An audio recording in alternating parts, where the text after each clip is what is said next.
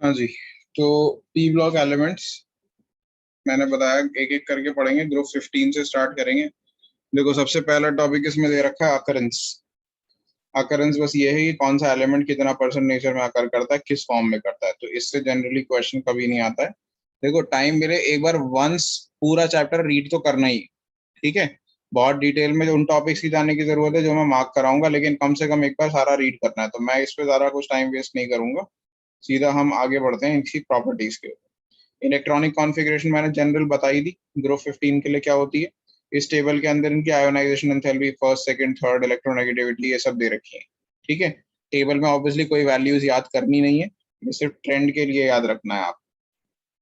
तो ग्रुप 15 में वही है, नीचे जाते हुए साइज बढ़ेगा, ठीक है। आयोनाइजेशन एंथैल्पी घटेगी, लेकिन आयोनाइजेशन एंथैल्पी घटेगी लेकिन उसके साथ जो आपको बताया था मैंने, क्या बताया था, inert pair effect. Ionisation enthalpy का ट्रेंड देखो यहाँ पर, 1400 से क्या हुई, 1000 हो गई। 1400 से 1000 हो गई, लेकिन उसके बाद बहुत छोटा सा डिक्रीज आया, 1000 से 947। पहले 400 का डिक्रीज आया, सिर्फ फिर 50 का डिक्रीज आया, फिर उसके बाद और छोटा सा डिक्रीज आया, फिर से 100 का, और फिर छोटा सा डिक्रीज आया। तो ये जो डिक्रीज है पहली बार में बहुत ज्यादा होगा, उसके बाद स्लो डिक्रीज हो जाएगा। स्लो डिक्रीज किस वजह से हो रहा है, वो इनर्ट पेयर इफेक्ट की वजह से, poor shielding of D and F orbitals की वजह से।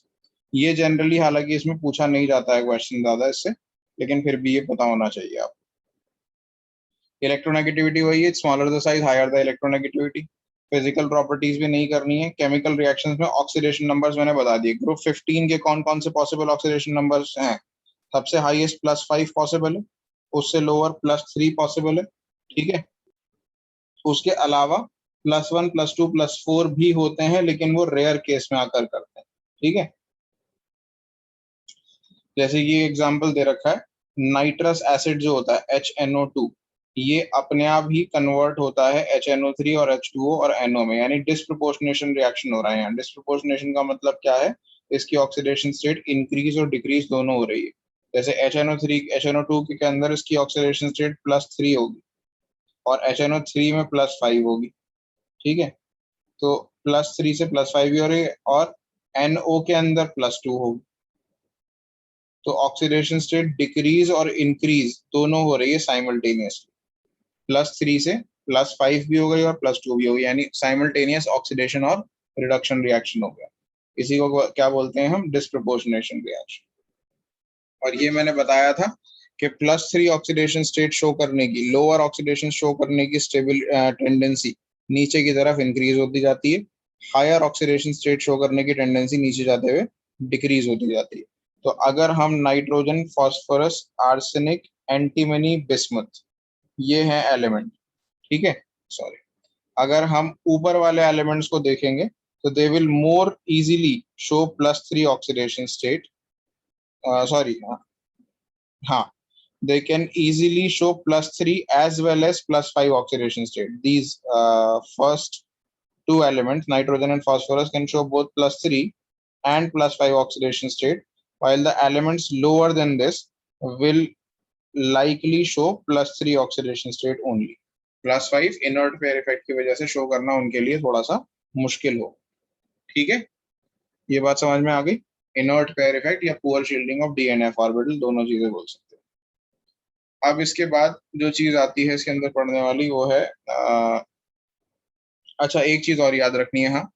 Nitrogen although can exhibit +5 oxidation state, nitrogen +5 oxidation state exhibit कर सकता है क्योंकि उसके पास 5 वैलेंस इलेक्ट्रॉन होते हैं, लेकिन वो पेंटावेलेंट कंपाउंड नहीं बना सकता। पेंटावेलेंट कंपाउंड का मतलब क्या है, नाइट्रोजन जैसे फास्फोरस को अगर देखो तो वो 5 फ्लोरीन से बाइंड कर सकता है, PF5 बना सकता है। इनफैक्ट एक और फ्लोरीन से बाइंड करके PF6- भी बना सकता है। PF6-, ये कोऑर्डिनेट कंपाउंड होगा, वो बात अलग है, लेकिन 6 फ्लोरीन से बाइंड कर सकता है।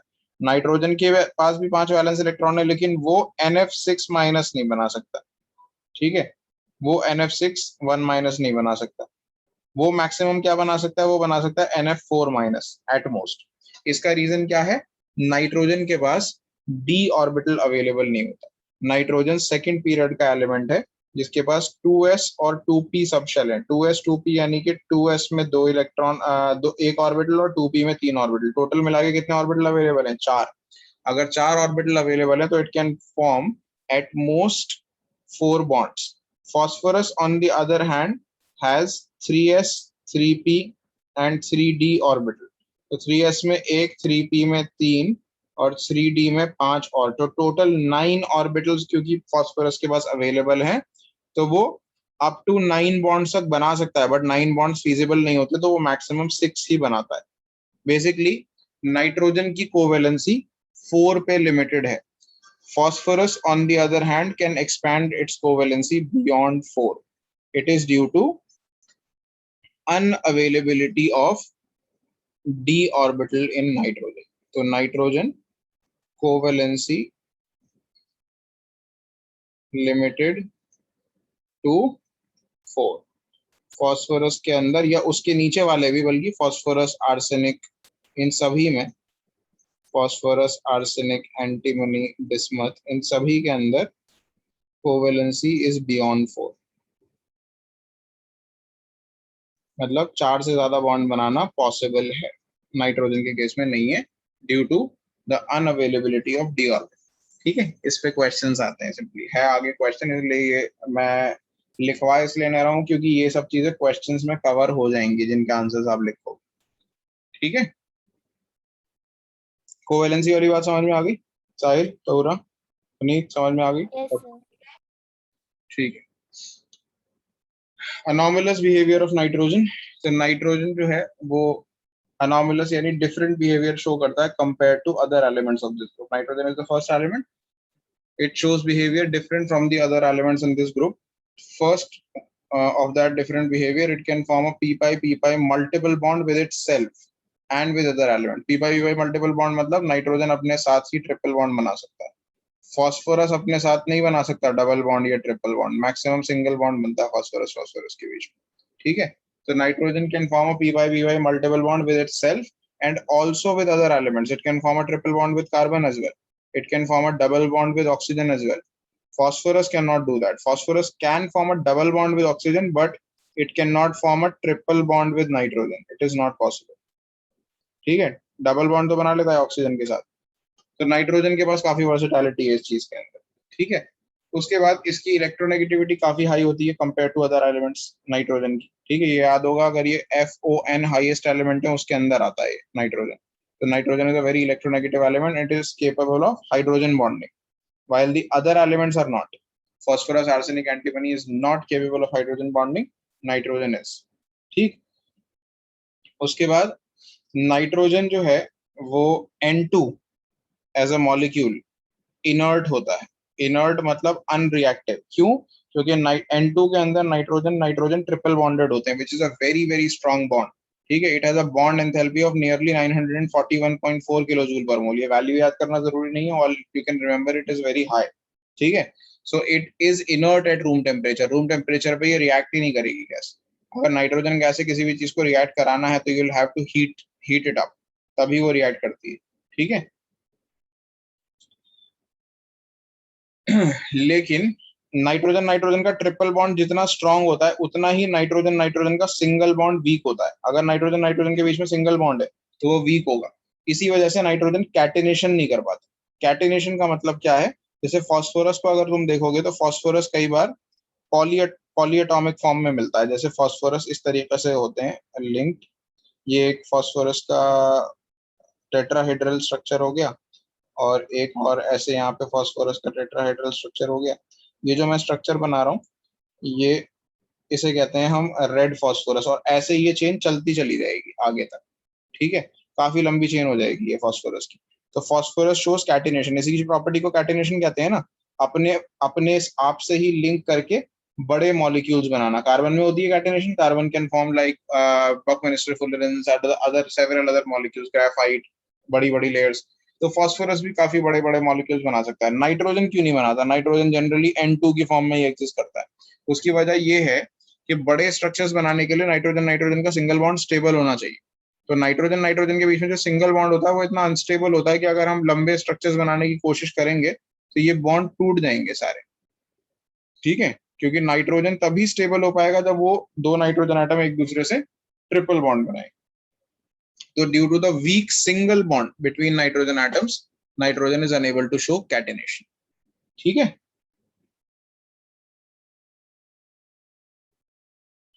उसके बाद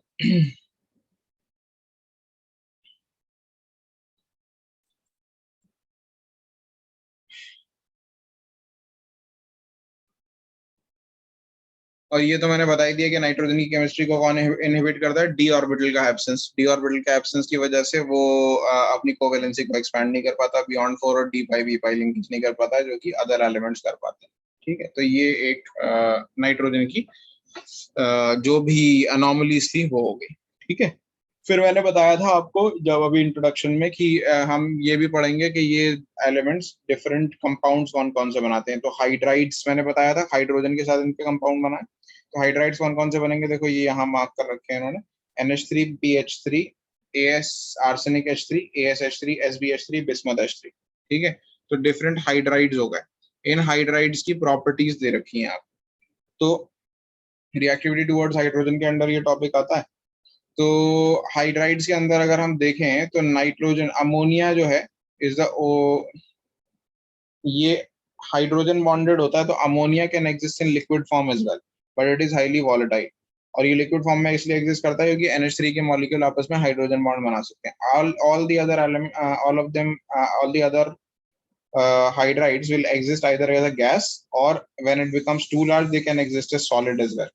ठीक है, लेकिन इसके अंदर जो पूछा जाता है वो दो चीजें पूछी जाती हैं, थर्मल स्टेबिलिटी और एक रिड्यूसिंग नेचर। थर्मल स्टेबिलिटी नीचे जाते हुए डिक्रीज होती जा रही है हाइड्राइड की, क्यों? क्योंकि नीचे जाते हुए एटम का साइज बढ़ता जा रहा है, तो हाइड्रोजन और एटम के बीच में जो बॉन्ड है वो वीक होता जाएगा, बॉन्ड एंथैल्पी कम होती जाएगी उसकी, तो हाइड्राइड्स को ब्रेक डाउन करना आसान होगा। तो ये थर्मल स्टेबिलिटी का ऑर्डर ही आ गया। बेसिसिटी का ऑर्डर भी यही यही होता है, बेसिसिटी भी डिक्रीज होती जाएगी नीचे जाते जाते जाते, और रिड्यूसिंग एजेंट जो है उनमें से वो इंक्रीज होता जाएगा डाउन द ग्रुप। क्यों?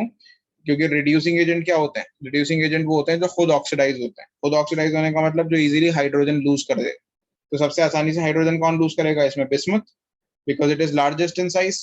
क्योंकि वो आसानी से हाइड्रोजन लूज करेगा तो वो खुद आसानी से ऑक्सीडाइज हो जाएगा, और अगर वो आसानी से ऑक्सीडाइज हो जाएगा तो वो सबसे अच्छा रिड्यूसिंग एजेंट होगा। तो reducing character down the group क्या होता है, डिक्रीज होता है।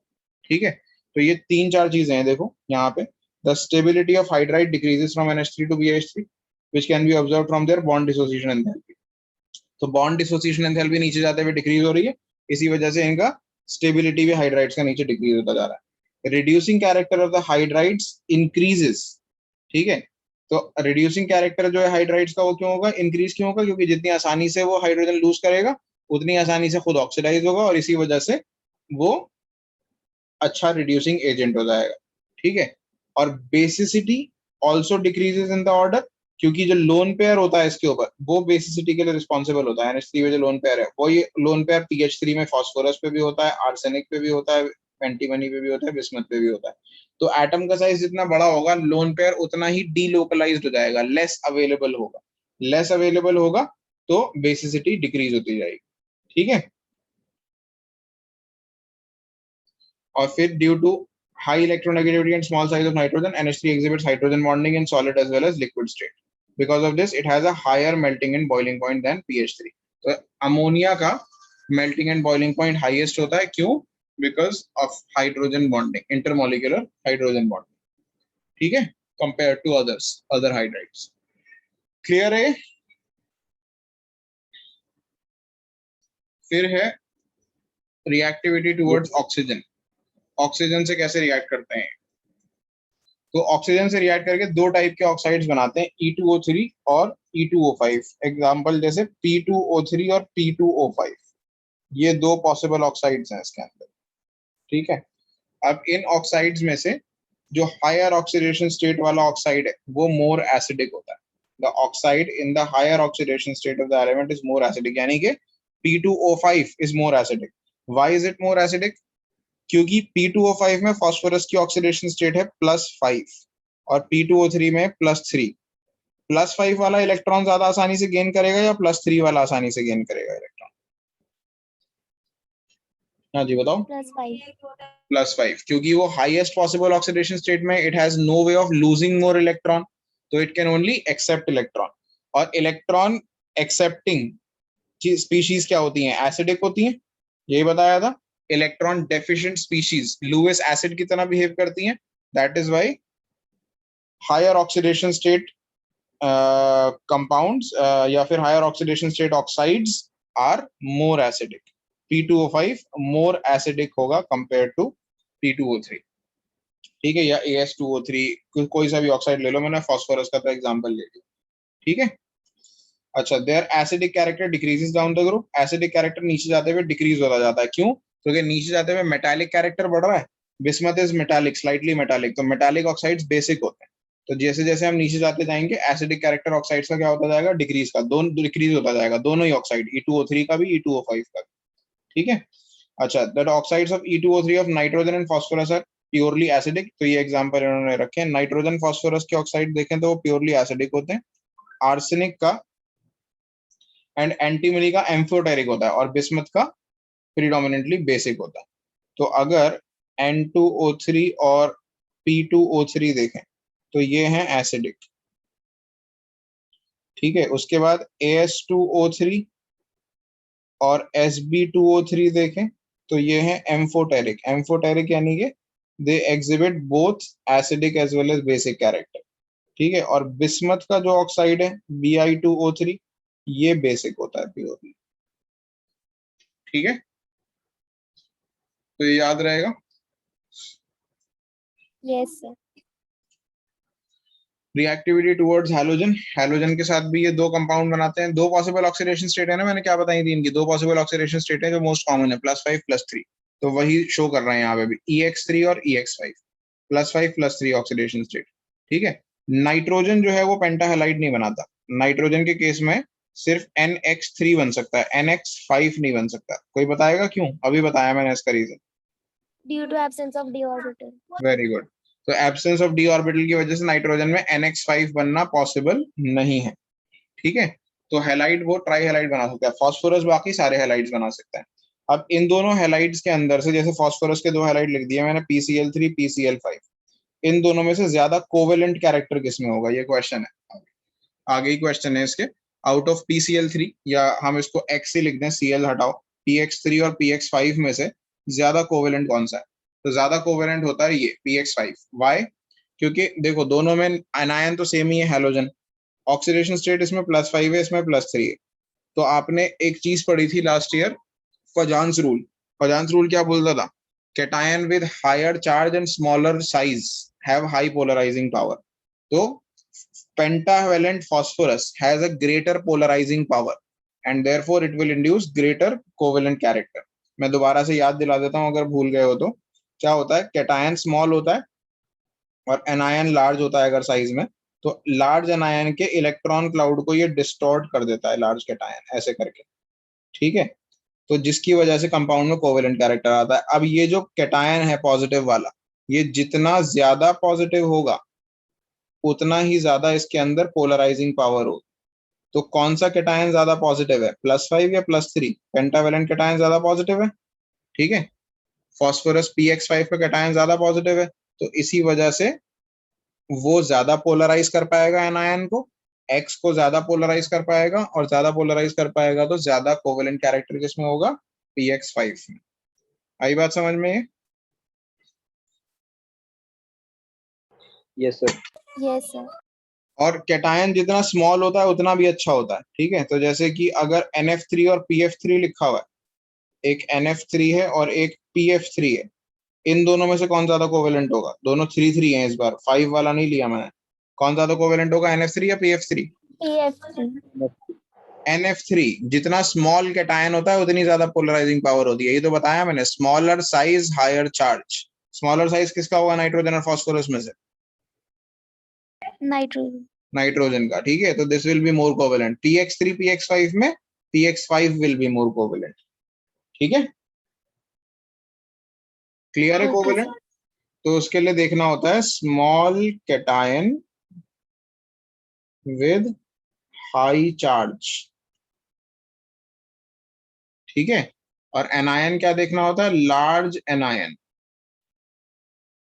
With high charge. तो अगर ये सिचुएशन होगी तो कंपाउंड कोवेलेंट होगा। ठीक है, अच्छा।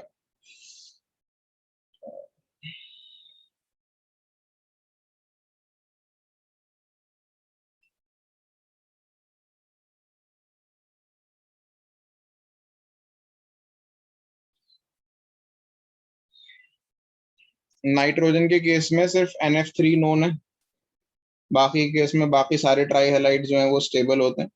Try halide except BiF3 are predominantly covalent in nature. BiF3 एक ऐसा ट्राई हैलाइड है जो कि आयोनिक होता है, उसके अलावा बाकी सारे ट्राई हैलाइड जो हैं वो कोवेलेंट होते हैं नेचर। ठीक है, रिएक्शन विद मेटल्स इंपॉर्टेंट नहीं है तो ये स्किप कर सकते हो। इसके बाद कुछ एग्जाम्पल और इंटेक्स्ट क्वेश्चन दे रखे हैं, ये बता देता हूँ। देखो एग्जाम्पल 7.1 और 2 तो खुद पढ़ लो, ये बता दिए मैंने ऑलरेडी आपको। इंटेक्स्ट बताता हूँ, 7.1 और 7.2 खुद पढ़ोगे।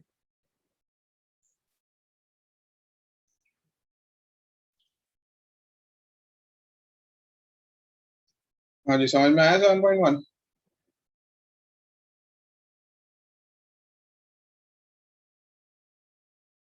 Yes, sir.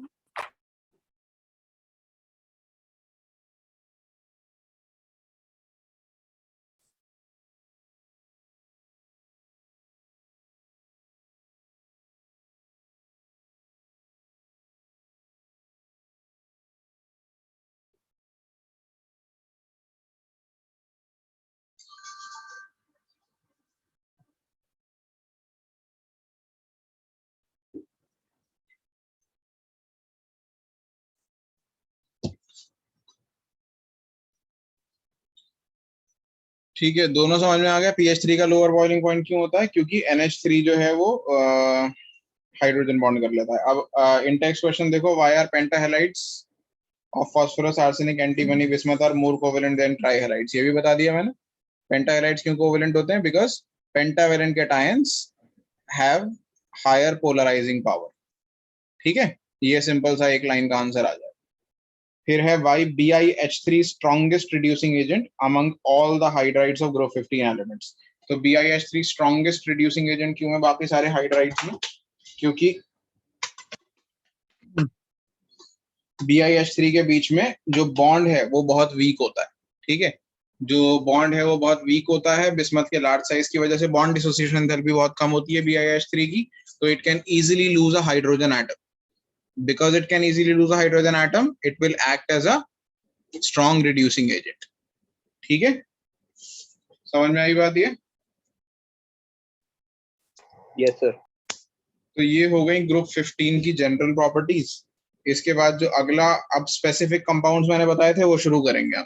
तो पहला कंपाउंड एज इन यहाँ तो अभी उसी की बात हो रही है, एलिमेंट की। नाइट्रोजन है, फिर नाइट्रोजन के बाद अमोनिया करेंगे, अमोनिया के बाद फॉस्फोरस करेंगे, या ऑक्साइड्स ऑफ नाइट्रोजन भी है, सॉरी ये मैं भूल गया था। फिर नाइट्रिक एसिड है, फिर फॉस्फोरस है। हाँ, फॉस्फोरस के एलोट्रॉपिक फॉर्म्स है। तो ये एक एक करके करना है। तो मैं आज कोशिश करता हूँ कि नाइट्रोजन बता दूं ब्रीफली। देखो ऐसा है, मैं ना चैप्टर पूरा पढ़ा रहा हूँ अभी फिलहाल। ठीक है, I will obviously go through it a little quicker than usual, लेकिन आपको पूरा रीड करना है, जो भी डाउट्स आएंगे वो पढ़ने हैं। और अभी के एग्जाम के लिए ना जो जो पोर्शन कट गया है उसे छोड़ के प्रिपेयर कर लेना, लेकिन एक बार पढ़ तो कम से कम पूरा लो, ताकि एंट्रेंस वगैरह में दिक्कत ना हो आपको। ठीक है, तो प्रिपरेशन ऑफ डाइनाइट्रोजन, प्रिपरेशन के अंदर आपको लेबोरेटरी प्रिपरेशन दे रखी है, और फिर कुछ दो लेबोरेटरी प्रिपरेशन दे रखी है। एक दे रखी है अमोनियम क्लोराइड और सोडियम नाइट्रेट को रिएक्ट करा के, और एक अमोनियम डाइक्रोमेट का डिकम्पोजिशन करके। ये दोनों ही मत करना, ठीक है? इस एग्जाम पर्सपेक्टिव से बोल रहा हूँ मैं। ये एंट्रेंस में तो देखो कुछ भी आ सकता है, कोई सा भी रिएक्शन आ सकता है, तो एंट्रेंस के हिसाब से मत अज्यूम करना जो भी मैं बोल रहा हूँ। अभी स्कूल के एग्जाम के हिसाब से बोल रहा हूँ, ठीक है? तो तीसरा रिएक्शन जो दे रखा है वो बेरियम अजाइड से दे रखा है। यही चीज सोडियम अजाइड से भी हो सकती है। तो बेरियम अजाइड ये होता है, azide ion by the way इसे कहते हैं N3-, N के ऊपर 3 आयन लगा दो, this is called an azide ion. तो बेरियम अजाइड हो गया बेरियम BaN3 होल ट्वाइस। इसको सिंपली आप हीट करोगे, इन्होंने एरो पे हीट लिखा हुआ नहीं है, छोटा सा ट्राइंगल बना देना यहाँ पे हीट के लिए। तो बेरियम अजाइड डिकम्पोज होके बेरियम और नाइट्रोजन दे देगा। सिमिलरली सोडियम अजाइड भी यही काम करता है, सोडियम और नाइट्रोजन प्रोड्यूस कर देगा। बैलेंस करोगे तो यहाँ 3, यहाँ 2 और यहाँ 2 आ जाएगा। ठीक है, तो ये बेरियम और सोडियम अजाइड का थर्मल डिकम्पोजिशन भी नाइट्रोजन प्रोड्यूस कर सकता है। ये रिएक्शन याद कर लें, ऊपर वाले दोनों याद मत कर। ठीक है, ये एग्जाम में आ जाता है। उसके बाद प्रॉपर्टीज दे रखी है डाइनाइट्रोजन की, तो जनरल प्रॉपर्टीज एक बार रीड करनी है। कलरलेस, ऑर्डरलेस, टेस्टलेस गैस होती है, नॉन टॉक्सिक होती है। ठीक है, और दो स्टेबल आइसोटोप्स वगैरह याद करने की जरूरत नहीं है, फ्रीजिंग बॉइलिंग पॉइंट याद करने की जरूरत नहीं है। इनर्ट होती है रूम टेम्परेचर पे, ये बता ही दिया है। और क्यों होती है, क्योंकि बॉन्ड एंथैल्पी बहुत ज्यादा है नाइट्रोजन नाइट्रोजन बॉन्ड की। ठीक है, ये पहले भी बता दिया था, यहाँ पे और आ गया ये पॉइंट, तो ये स्पेशली याद कर लेना। अच्छा, रिएक्टिविटी बढ़ जाएगी रैपिडली जैसे जैसे आप टेम्परेचर बढ़ाओगे। एक बार टेम्परेचर बढ़ा के जैसे ये बॉन्ड टूटेगा फौरन ये बहुत तेजी से रिएक्ट भी करेगा फिर। ठीक है, तो हाई टेम्परेचर्स के अंदर वो डायरेक्टली कंबाइन करता है कुछ मेटल्स के साथ, तो कुछ मेटल से रिएक्शन दे रखे हैं, ये याद करने की जरूरत नहीं है। अमोनिया प्रिपरेशन का जो रिएक्शन दे रखा है और नाइट्रोजन नाइट्रिक ऑक्साइड बनाने का जो रिएक्शन दे रखा है वो याद करना है आपको। तो अमोनिया प्रिपरेशन क्या, नाइट्रोजन हाइड्रोजन से कंबाइन करता है हाई टेम्परेचर और सॉरी हाई प्रेशर और लो टेम्परेचर पे। अब आप कहोगे 773 kelvin is not a low temperature, but for reacting nitrogen to anything it is relatively low. ठीक है, 500 केल्विन का टेम्परेचर है, लेकिन ये रिलेटिवली लो ही है पर नाइट्रोजन के लिए, नाइट्रोजन को रिएक्ट कराने के लिए, क्योंकि नॉर्मली 2000 केल्विन के आसपास रिएक्ट करता है नाइट्रोजन। देखो यहाँ पे ऑक्सीजन से रिएक्ट कर रहा है, die nitrogen combine with dioxygen directly at very high temperature. कितना केल्विन, 2000 केल्विन।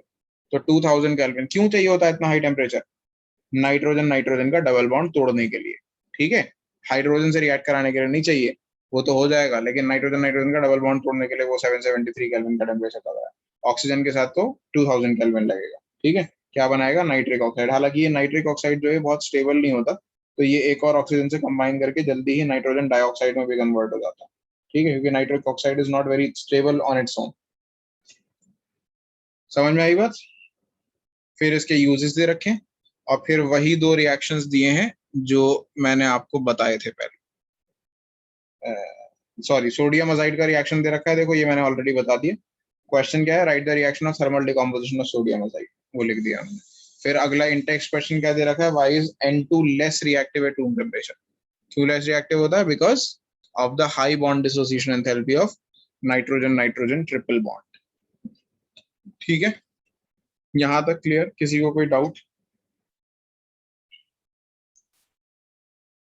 क्वेश्चंस मुझे मार्क करने की जरूरत नहीं है, you have to do every single in text question and example. Every single मतलब एक दो शायद नहीं है, 2-3 क्वेश्चन होंगे एट मोस्ट पूरे चैप्टर में जो बेसिकली यूजेस या अकरेंस के ऊपर बेस्ड क्वेश्चंस हैं जो इंपॉर्टेंट नहीं है।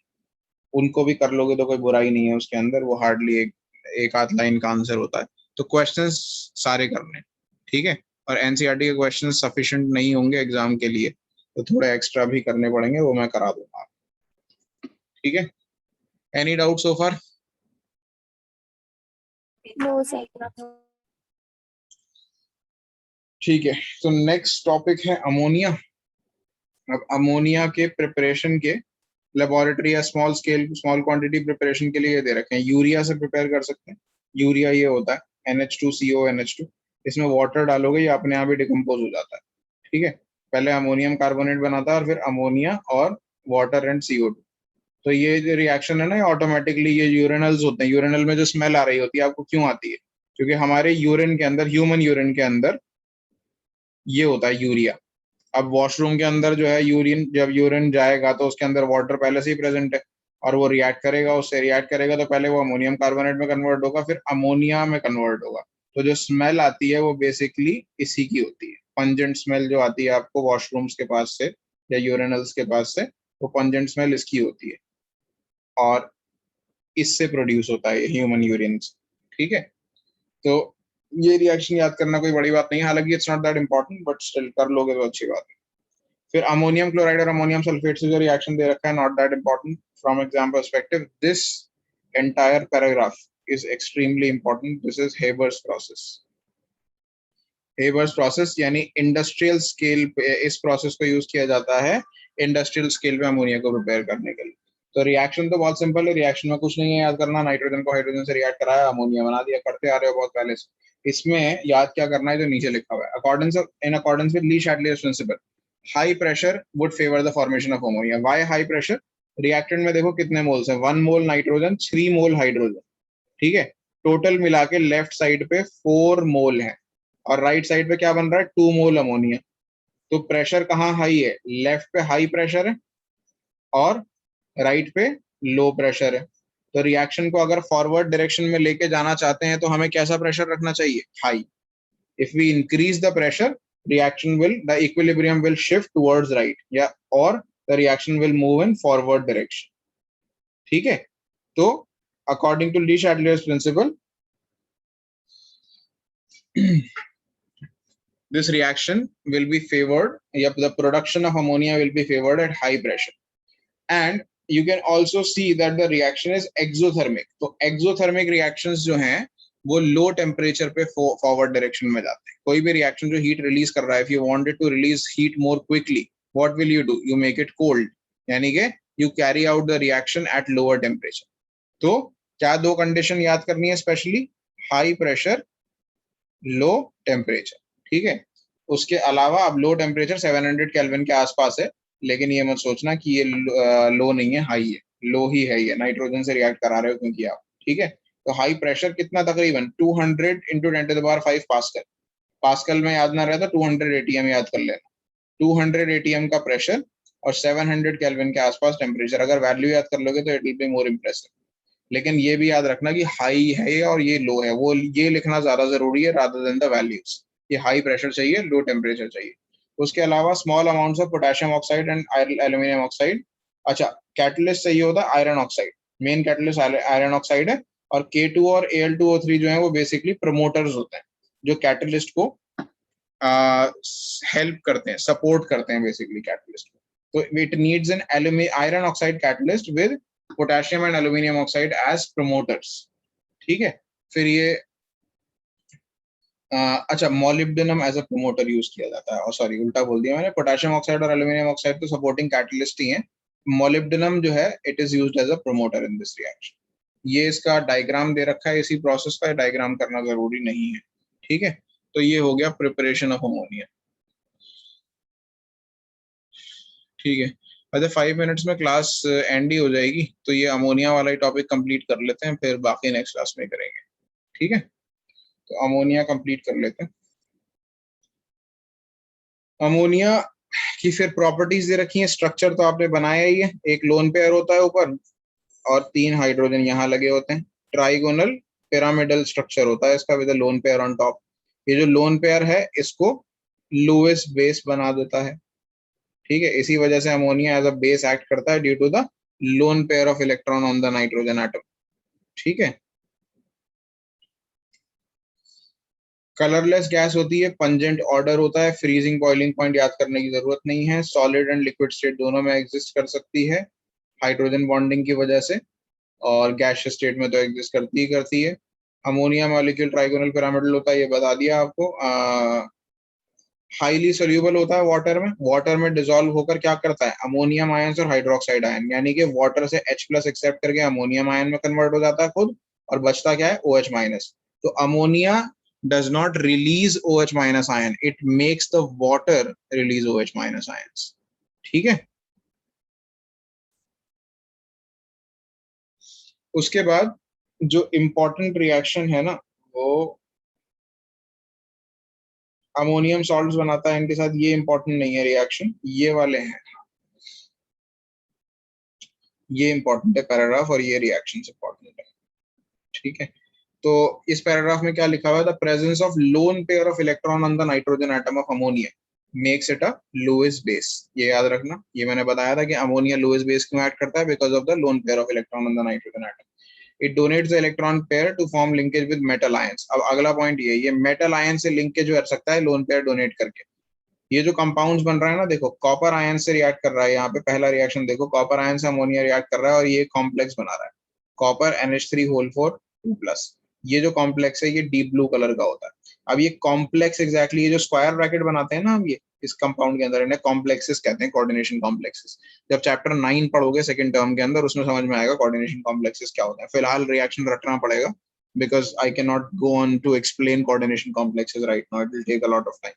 ठीक है, तो ये याद रखना कि ये मेटल आयन से कंबाइन करके कलर्ड कॉम्प्लेक्सेस बना देता है, जैसे कि कॉपर के साथ बना रहा है डीप ब्लू। तो this will help in detection of copper. तो अगर आपको लगता है किसी वाटर के अंदर या किसी चीज के अंदर कॉपर का कंटेंट हाई है और आप चेक करना चाहते हो, what you can do is you can add some ammonia to it if it forms a blue color. ठीक है, if it gives a blue color then that means your solution, your water contains ammonia, copper ions. ठीक है, so it can be used as a test for copper ions. Similarly, it can form a complex with silver ions as well. जैसे silver ions जो है chloride के साथ combine करके silver chloride बनाते हैं, जो कि व्हाइट पीपीटी होता है। अब इस व्हाइट पीपीटी के अंदर जैसे ही अमोनिया डालोगे, अमोनिया डालते ही वो ये कॉम्प्लेक्स बनाते हैं जो कि कलरलेस होता है। तो व्हाइट पीपीटी डिसअपियर हो जाएगा वैसे। तो यहाँ कोई नया कलर नहीं बनेगा, बट ये white PPT of silver chloride को डिसॉल्व कर सकता है। अमोनिया डालेंगे सिल्वर क्लोराइड में तो it will dissolve silver chloride. तो this can also be used as a test for silver ions. ठीक है, बाकी इसके यूजेस दे रखे हैं, जस्ट रीड दैट वंस, इतना कुछ इंपॉर्टेंट नहीं है इसके अंदर, बट पढ़ लेना एक बार फिर। ठीक है, अब ये क्वेश्चंस जरा पढ़ लो, मैंने बता दिए वैसे तो तीनों, but just read it once. Example भी और दोनों इन text questions.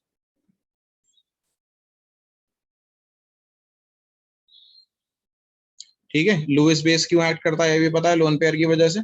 Maximum yield of ammonia के लिए कंडीशन क्या है, low pressure, high pressure, low temperature and presence of iron oxide catalyst. और फिफ्थ क्वेश्चन है कॉपर आयन से कैसे रिएक्ट करता है, ब्लू कॉम्प्लेक्स बना देता है। ठीक है, तो क्लास ऑलमोस्ट एंड ही हो गई है। अगर कुछ पूछना है तो व्हाट्सएप पे पूछ लेना या नेक्स्ट क्लास में पूछ लेना। ठीक है।